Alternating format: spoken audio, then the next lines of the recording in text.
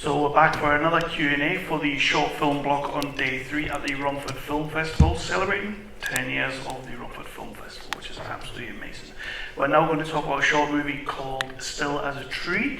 Do me a favour, let's go down the line and tell me who you are and what you did on this project. I'm Marion and I was the writer-director on Still as a Tree. I'm Ruby Cornwall and I was the production designer on Still as a Tree. My name is Charlotte and I was the stand-in, I guess, production designer, set decorator slash stand-in. Yeah. Yeah. And my name's Ian, I'm an actor and voiceover artist, and I voice the old tree, the old oak tree in this. I was going to ask this a little bit later, but how does one approach voicing an oak tree? That's a very good question. It really is, because as a voiceover artist, I enjoy my acting roles, but as a voiceover artist in film, it's very different. And was always urged that if you get the opportunity to invite a voiceover artist to the set or to see it in motion, you'd get a feel, of the forest. But this was going to the fabulous Ravensbourne University to meet. Obviously, it was a student film which I hadn't worked on before, and I think I just fell in love with Ravensbourne and this team, who gave me such inspiration in this wonderful recording studio of explaining the film, explaining the characters, and visually showing me some of the rushes really, and then getting to grips with this. Although I did record 2 versions of the tree. we went with the my favourite version of this, rather than a raspy tree voice that I had. But so yeah, it's a tough gig when you're distant from, in this case, the forest, and I didn't actually see the tree and until late on. But yeah, tough gig, but wonderfully supportive team, and just obviously an incredible script. So it's true, I should have bring you on location actually, but yeah, we went through quite a lot of versions, you and I. I remember we started from actually talking, talking in a normal manner sort of, and then we went increasingly more whisper, if that makes sense. Yeah. So that was So to our writer-director, this is a first-time film? Yes, first time. This is a student film? This is student. This is an excellent film. Well done to all of you, first of all. That's what I want to say. Where did the story for this come from? What was the concept for it and the thought process? I think it's quite a personal story. I think there was a moment where I got, and I'm guessing a lot of us have felt that, got a bit disappointed with human beings and the way we were acting, and then I came across this article called "The Last True Hermite," and it's an article written about Christopher Knight, who is a man who basically just one day decided to go and live all alone in the forest by himself for 40 years. And it was such an interesting article to read, because the journalist described the way he was living, how he was, finding food, basically surviving, because this happened in the US, so where it could essentially be very cold, and yeah, it was such a fascinating man. He was also very, he was also autistic, and so he would describe the way he would not handle human interactions, basically, or not look at anyone in the eyes for more than a few seconds. And so I took a lot of that and put it into the main character. And then how did you go about putting your team together? Because you need a solid little team to make this work. So how did you go about assembling this team, and then what was the selling point for you guys to come on board? I knew I very much wanted to work with Ruby from the get-go. I didn't know Charlotte quite well before, but Ruby brought her on board, and I'm so glad she did it. But I think for me, I had my eyes on a few people that I know had a bit of a similar style to mine, but yeah, I'm gonna leave it to Ruby actually to answer that. Could you repeat the question? Just what was the selling point for you guys coming on board? What made you want to do it? One of the first things that Marion sent me after sort of initially approaching me and being like, do you want to get on this project, was that article about the hermit. And I think what drew me in was the idea of what happens to a man when they are just alone in nature for that amount of time, like so long. And like you said, he got to the point where socializing or having any contact with other humans was just unbearable. And I think that I just found that so interesting. And I'm very much into nature, and I think that was another reason you kind of came to me, because we knew that, you know, the set and everything was going to be very inspired by just like the natural world and this conflict between humanity and nature, which is like the driving theme. And yeah, I think it just really resonated with me and my interests and stuff. Yeah. And like gathering the team, you reached out to me very kindly, and I knew that I wanted to work with someone who like understood me, and I wouldn't have to explain everything too much. And Charlotte was sort of my person for that. So yeah, and it was very much a shared role, I think, for the production design, because like there was a few times where you would stand in for me when I wasn't available to be on location. So yeah, I think it was both the PD on this. But yeah. I think. Wow, I mean, that's a very interesting question, to be honest. I think for me personally, Ruby came to me to ask about this, and with all the props and everything that we used in the film, it just so happens that about 80% of what you see, 90% of what you see comes from my dad's garage. So it was everything I had at home. My dad kind of collects lots of stuff, and it's things that belong to his. I think reading the script as well, I kind of recognised a lot of what our character was going through, or a lot of like the things that you would expect to find in his shed or something like that in my own garage. So like things that my dad has collected over the years, and things that his stepdad gave him, and things that kind of, you know, you collect all of this stuff, and that's what makes you.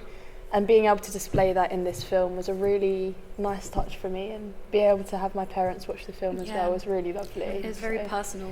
Exactly. I think you don't get a lot of opportunities in film to display that, I think. So this was a really lovely opportunity to do that. And yeah, I just thought it was lovely that I was reached out to work on this.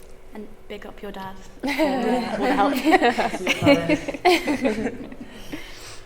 There's two aspects to the production that I want to ask about, because you absolutely went the easy way with this film by filming in the UK, where we have every season and every hour outdoors filming. What are you doing there? What kind of challenges did that bring up? But also, I believe the cabin, you guys built that from scratch. So what was that like as well? I mean, I don't know if you guys want to go first for the cabin. Yeah, it was very challenging.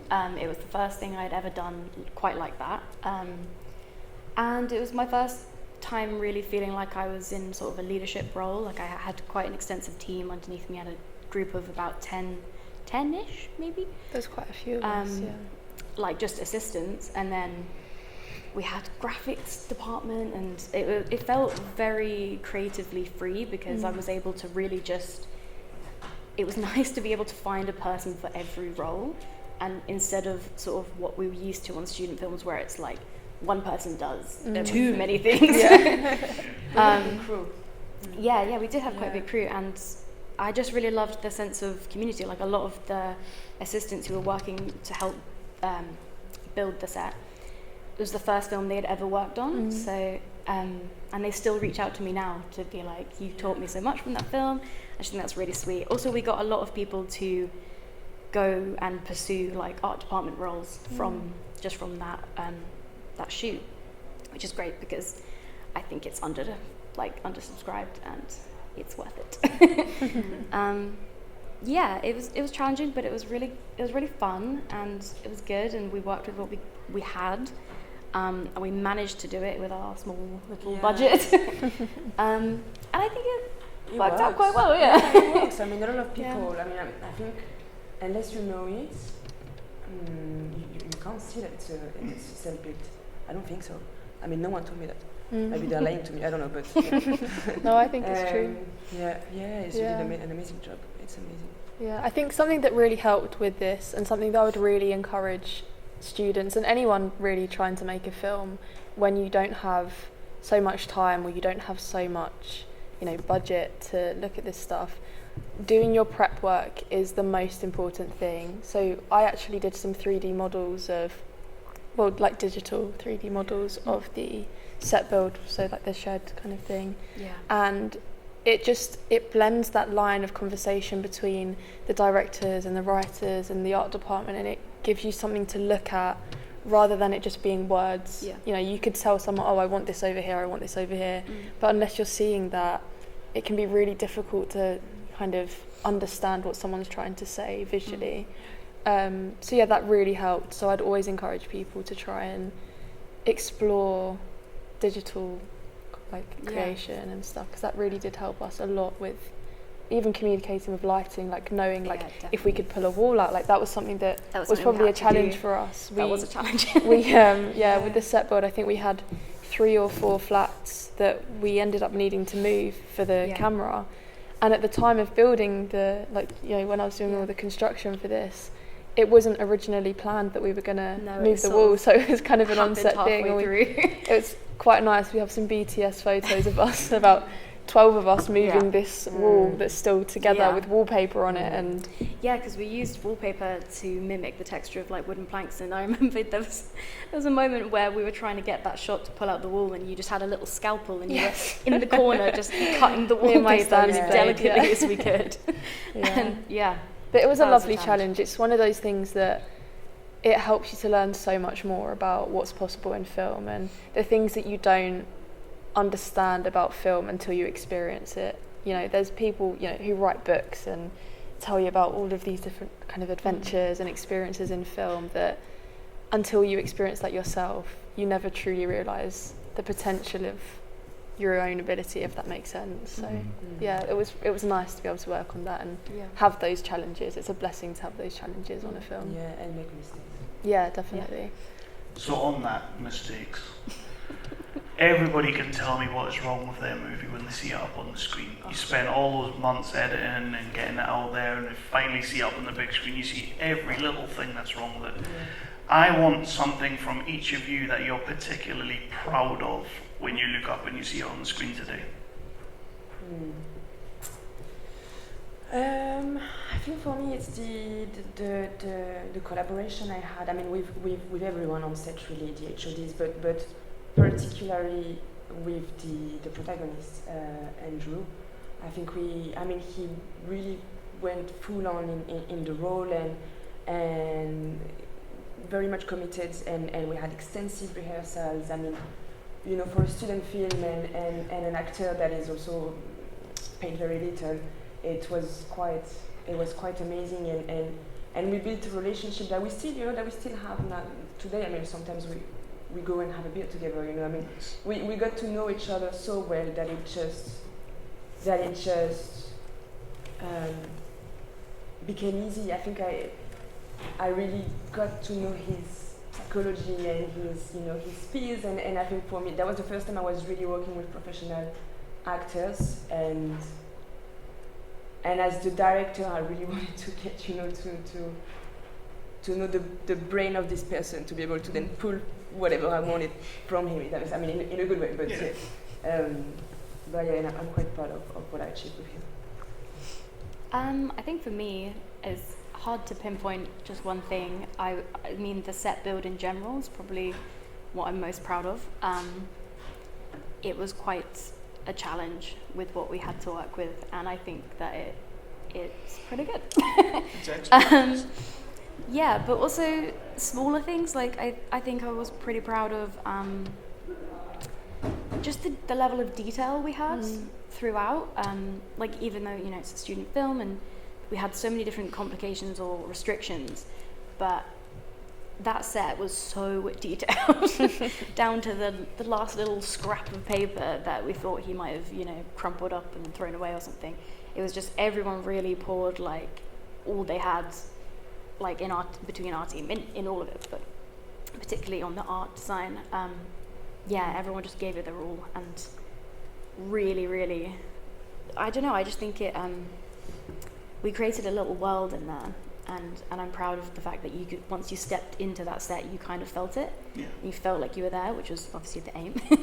I think I'm probably most proud of that. Again, this is a massive question. I think there's so many aspects that I'm so proud of for this film. I mean, first of all, the fact that we're able to screen it at festivals like this is something that I didn't think would even be within the realm of possibility, but we did, it shows that we worked so hard on this and people are enjoying it, and I'm really, really proud of how far we've come with this. And this is incredible to be able to sit here on this stage and speak about the film. And for the film itself, I think sort of with what Ruby was saying, like how as a crew we were able to kind of join forces and blend so well with each other and communicate. And obviously with most film crews you always have a bit of like a tension, and that we were able to overcome that, and we were able to create such a beautiful film. And like being able to understand the characters, especially with the art department. I mean, we had endless nights really kind of trying to embody what he was and who he was, and kind of the story of how he became who he is now, and trying to put yourself in those shoes and understanding those aspects of what is he doing with his time to have all of these little things in his place, and things that we have in the film, and endless amount of shots that we didn't use that you see so much of. Creating that world is a big thing for us, and I'm very proud of how we managed to create that. I think that was I'm really proud of that, and the detail. There's so many things I could go on, but it's an incredible film. I want to add to that before we move on to the next one, but I just, when you were saying that, I just thought of like the level of detail, but also there was a certain element of practicality in the design, but like we spoke so much about how he would actually live if he was just a cabin himself in the woods in the middle of nowhere. Like, how is he getting food? Does he have running water? All these little things. And I think the level, the depth we went into to this man's those psyche. Conversations helped me so much as well. Like I actually went and rewrite some part of the scripts because of the talk I had with Ruby. I mean, it was just so helpful. Sorry, Ian. Sorry. You go. I'm particularly proud to be involved with this. As I say, I hadn't participated in a student film before, and it was one of the actors in this who played the ranger, who said I'd worked on a production with him, and he said, I'm doing the student film and it's just special. and I lived in Greenwich near to Ravensbourne. That was another factor that was easy to come down, and I was curious to see inside Ravensbourne University. So I don't think I've told you that, but which was the most amazing place of media, creative types that you don't usually get to see as an actor or voiceover artist. And it was amazing, just walking with you into the lift up to the studios. There were people everywhere making films. The lift doors open and there's someone making a film, and I thought, wow, this is amazing. And I totally get how you're all so inspired with all of this, and how you're all so remarkable. And I've done a succession of sort of short films and another student film since, so not a patch on this, but it's but all wonderful, and so I'm really proud to have been a part of this and to be asked to be a part of this, and it's changed the way that I work as an actor and voiceover artist, and would definitely give some priority to short films and short theatre, something that I hadn't known about either, and I've done since, all because of this. So thank you. No, thank you. Well, I think Still as a Tree is absolutely fantastic. First-time filmmaker students, it's absolutely brilliant to get to show it up here. Thank you so much for submitting it to us, letting us show it today, but most of all, Thank you for being here. Can we get a round of applause?